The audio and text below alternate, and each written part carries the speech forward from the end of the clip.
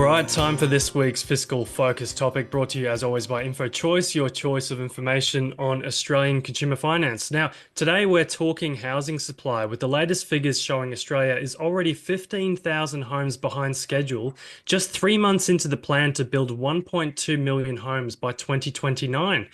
So what's going on? Well, someone who can shed some light into this problem is Matt Kandelaars, who's the Australian Property Council's Group Executive for Policy and Advocacy. G'day, Matt. Welcome to the Savings Tip Jar. Yeah, g'day, guys. Thanks for having me. This should be a good one, Matt. Something I'm certainly interested in. But before we launch into why the government's behind on its housing accord already, did you have a savings tip for us? Yeah. Look, I reckon the best way, certainly for me to save, is by not seeing the money in the first place. So I'm the annoying guy with our payroll team that asks for those special arrangements to, cut my paycheck up into different segments and pay it into different accounts. We've got an account for each of our kids. We've got 3 kids, so they don't know this yet, but they take a little bit off the top every month. And hopefully, by the time they're 18 or perhaps a little bit older, I don't know if I can trust them at 18 to spend it wisely. They'll have a nice little savings buffer to, put towards a house deposit or towards their education. I love that one. That's really good. Mm. I've actually got a one-year-old son myself, and yeah, we're just putting $10 aside for him every week. But it's amazing how quickly that stacks up, and I think he's already got close to $1,000 in there. Wow. Because we're also sort of paying him interest as well, because we're keeping his money in our offset accounts. I was like, oh, it's only fair that he gets a bit of interest then. Oh, Uh, very good. I'm not doing that. Maybe I should. That's yeah, well, that's it's actually up to quite a you. good savings tip. Like do yourself a favor before it reaches your account. And I think a lot of people don't realize Yeah, that in their like payroll software, they can kind of segment out their pay, even Yeah. as I'm sure annoying as my it is for the payroll payroll team, stuff. yeah, my payroll team probably hate it, but no, it works. it's good self-discipline. Yeah, because sometimes you can't trust yourself, right? When you see that money land, you're like, oh, I've just seen this great, motorbike that I really want to buy, and it's costs exactly the same amount as my pay. So, yeah, good one. Exactly right. Exactly. So, Yeah. All right, now getting into the meaty stuff, Matt. yeah. So yeah, as we've said, 15,000 homes, or more than 15,000 homes behind already. Why is that? What's going on? Yeah, geez. Well, it's a great question. So, look, the data that the ABS released last Wednesday, so the 22nd of Jan, I think it was the first quarter housing completion data for the National Housing Accord target. So, we've spoken about this housing target, 1.2 million new homes by 2029 for a while, but it only kicked in on the 1st of July 24. So, the data that was released was that first quarter, September 24 figures. Um, you work through 1.2 mil over 5 years, you've got to be delivering and completing 60,000 homes each and every quarter. We delivered about 45,000, so we're 15,000 short across the country. To be honest, that's not a huge surprise. I don't think anyone really expected that from day one we'd be hitting those targets. It will take a little bit of time to ramp up. There is a lot of work that is happening, far more that needs to happen. I'm sure we'll talk about that. But a lot of work that's happening to get us towards those targets. But the target itself is a good thing. It's welcomed. It's ambitious. Of course, 1.2 million over 5 years is a really ambitious number. But it's really critical we have a target, no matter what the target is, so we can hold every state and territory to account. We know which states are hitting the target or getting close. None of the states are actually hitting it, but some are getting closer than others. And we know which states are lagging, and therefore we can hold them to account and make sure that each and every quarter from here, they are achieving those targets. Because every target you don't hit, every quarter you don't hit that target, of course, is more and more homes you've got to deliver at the back end, and it just gets harder and harder. For sure. And we'll talk about those states and which are the kind of worst offenders. And I'll kind of ask you a bit of a double prong question. So it's all well and good to, throw money at the issue and say we want to build more homes, which it's ambitious, as you said, and it's a good thing to have these targets. But does it actually does it actually address the underlying issues, such as, tradie shortages or whatever? And which states are the worst offenders or haven't kept up with the demands, and why is that? Yeah, I might answer the second part of that question first. Yeah. Of the 15,000 homes short of the target across the country, about half of that, about 7,500, is in New South Wales. Now, obviously, New South Wales, as their population is greater than, say, Tasmania, they've got to deliver a lot more. But they're about 7,500 short, which is about 40% short of their target. I think Queensland's about a third short. Each state, of course, faces its own challenges, unique circumstances. In WA, for instance, talking of tradies, they've got the mining sector. In Victoria and New South Wales, particularly, these mega infrastructure projects are drawing tradies away from residential construction. So it's really a key focus that we do have the tradies available to deliver the homes we need. Last week, I think it was a day, perhaps 2 days after the housing data was released, the PM went out at the National Press Club and announced a $10,000 apprenticeship incentive to keep people in apprenticeships in particular trades. Now, that's great. We really welcome that. It's good news and we hope that it works. But the reality is, over the last 20 years, less than 2 in every 100 skilled migrants coming into Australia has carried with them a construction trade. Wow. So that's far too low. Even with, and both parties have flagged a lower overall migration intake, but even with a lower intake, we've really got to address that mix, both in terms of getting people in to deliver the homes we need, the sparkies, the plumbers, the carpenters, the tilers, you name it, every trade. There's a shortage across every trade. Also matching those people we have here with those sorts of jobs. That's a policy no-brainer. But we need to up the number of skilled migrants and the mix coming in to deliver those homes. And also we've got a growing population as well. So as well as construction trades, we need to look at the care economy. Things like retirement living with that growing population. Who's going to care for these people? So I think more so than the overall number of migrants coming into the country, we need to look at the mix, getting the skills right, both in construction trades and also, again, the service and care economy. And Matt, just looking at the breakdown and results by state, I can see at the back of the pack is the Northern Territory, which is 70 more than 78% behind target. But at the front of well, as you mentioned, all states are behind target, but Victoria is only slightly behind theirs at minus 0.1%. Yep. So is there something that's like Northern Territory is doing differently to the others for it to be so much further behind? Or on the other side of the coin, is there something Victoria is doing a lot better that others should follow? So is Victoria the model? Yeah, look, to the question of the Northern Territory and Tassie and the ACT, cities with lower population numbers, I'd probably just caution that with the lower number of homes, obviously, missing the target by 100 homes has a far bigger impact on the proportion and the percentage. So that's just one thing to note. In terms of Victoria, they actually seem so far to be tracking pretty well against those completion numbers, as you say, 0.1% behind where they need to be. We know, speaking to our members, though, that Victoria has a real confidence issue at the moment. Industry sentiment data shows that Victoria is lagging the other states and territories by a country mile.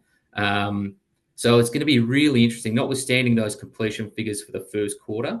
It'll be really interesting to see where housing commencements go over the next 12 to 18 months in Victoria.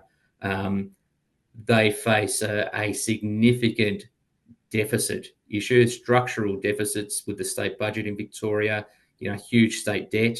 And with those handcuffs, I suppose, those fiscal handcuffs, they're looking at, revenue sources. We've seen, and I forget the precise number, I'm afraid, but it's something like 29 or 30 new or increased property taxes over the past decade in Victoria. It feels like it's an almost quarterly tax increase, or new taxes appearing, including a couple that were announced just before Christmas, an expansion of car park taxes, which have a big impact on commercial, office, and residential and retail properties. So there are some big concerns in Victoria.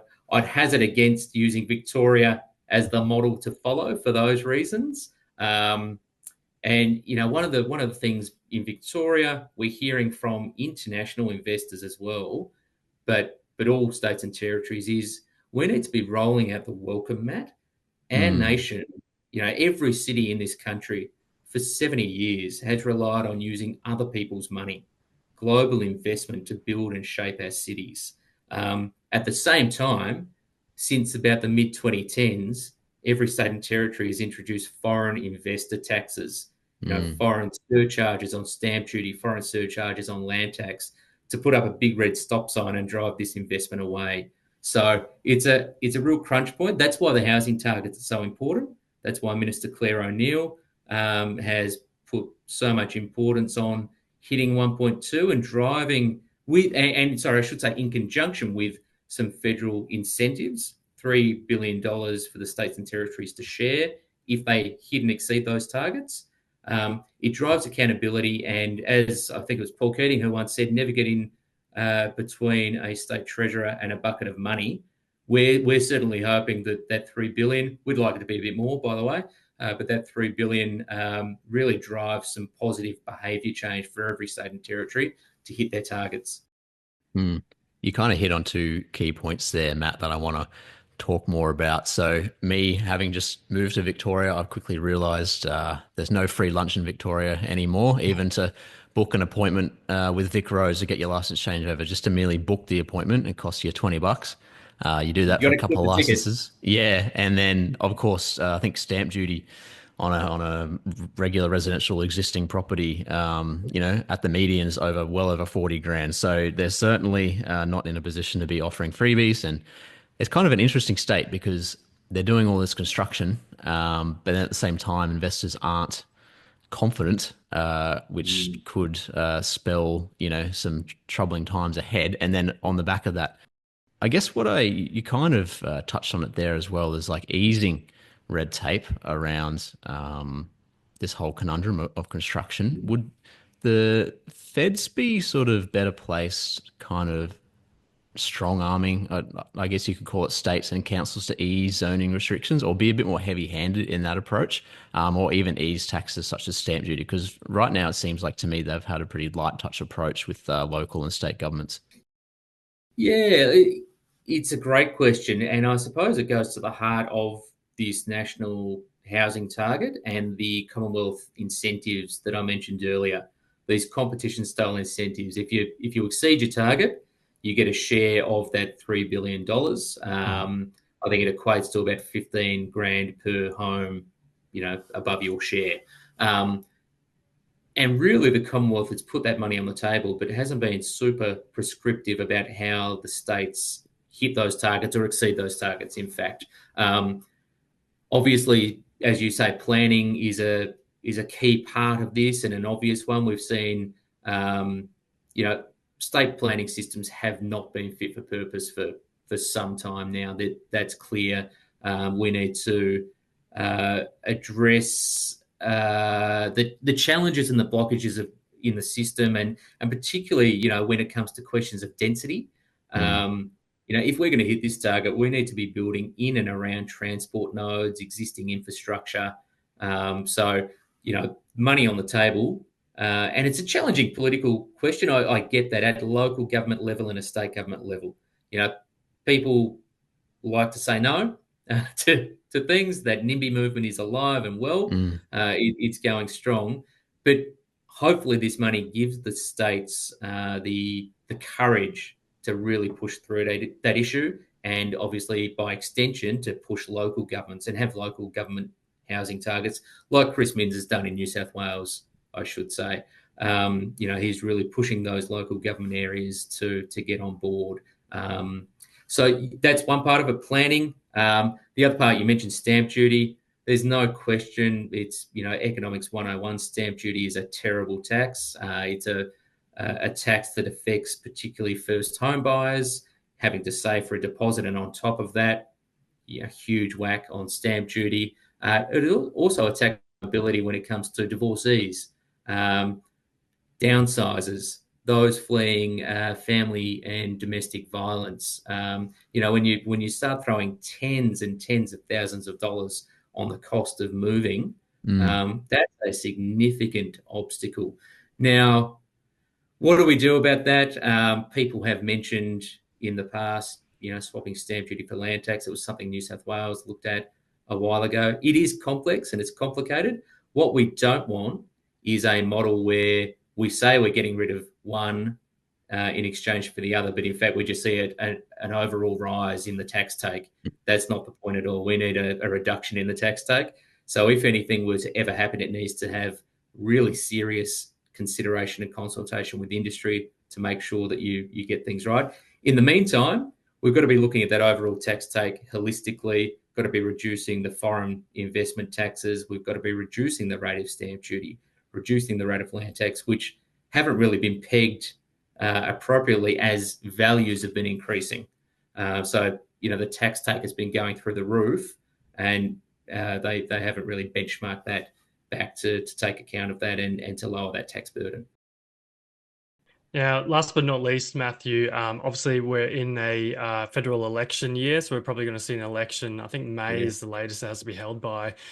So I guess with housing, the cost of housing and housing supply all being such sort of major issues at the moment, how do you see the two main parties approaching this issue? Are there any key differences that you'd expect in policy?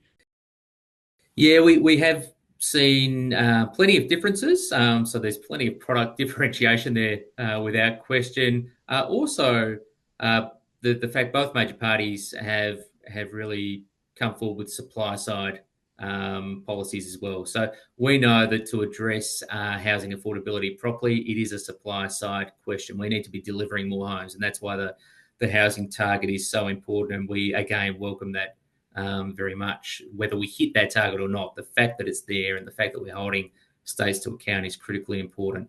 We saw the federal government last year in the final sitting week of 24 pass some really important legislation that promotes a more level playing field on build to rent, which is a housing type which really promotes high quality, securely tenured rental accommodation. It gets big institutional investment into that product, which is really important. And that at scale, build to rent, purpose-built student accommodation, retirement living, getting that capital in at scale is what is going to be key to hitting the 1.2 million new homes. We've seen both parties have a look at infrastructure as well, enabling infrastructure, last mile infrastructure. It's not sexy politics, but power, sewage, roads, connections to enable the delivery of new housing estates is vitally important. We've seen the coalition make an announcement. We've seen the federal government put some money on the table as well. We encourage that. We want to see more of that. But yeah, certainly housing is going to be at the core of the coming election. Cost of living is a huge issue. Housing is a root issue within cost of living. So we're very hopeful that both parties will continue to focus on the supply side of the equation and come to the party between now and May at the latest. Certainly, yes. There's a lot of levers that either side of politics can pull in the lead up to this election. But as you said, they just need to have the courage to do it. Matt Kandelaars, thanks so much for joining us. We threw a lot at you and you brushed them all off with ease. So we really enjoyed this chat with you, and we'll wait and see with this approach in this upcoming election cycle. Thank you. Yeah, my absolute pleasure. Thanks for having me, guys. Thanks, Matt. Cheers.